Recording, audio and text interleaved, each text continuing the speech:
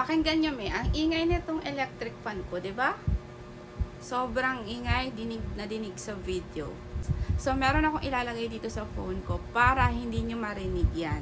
So, let's go. I-try na natin. Ilalagay ko na siya dito sa aking phone. So, nailagay ko na siya, mga mi. Kumusta yung sound natin? Kumusta yung audio? Naririnig nyo pa ba siya? Ibang-iba yung sound kanina nung wala pa akong inilalagay dito sa phone ko. So, iba talaga yung quality, hindi nyo na masyadong naririnig etong aking electric fan dito sa likod. Kaya kung content creator ka and gusto mo mapaganda yung audio mo, eto lang yan, mga mi. O, diba? Ang ganda. TNW A37 wireless microphone. Nagsasalita ako, naka-turn on pa yung kanyang noise cancelling. Ayan. So, i-off natin, pipindutin ko lang siya. So, ayan, nakita nyo na nag-off yung ilaw dito sa gilid. So, ayan yung audio na hindi naka-on yung noise cancellation niya. So, mapaganda yung audio mo, pindutin mo lang yan.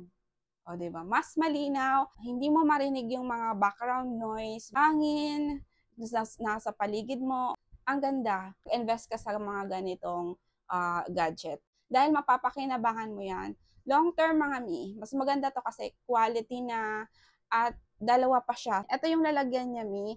Pag nilagay mo siya dyan, kusa na siya mag-charge dyan. So, napakaganda kasi kahit malobat, yung ginagamit mo na isa, meron ka pang isa kasi dalawa to.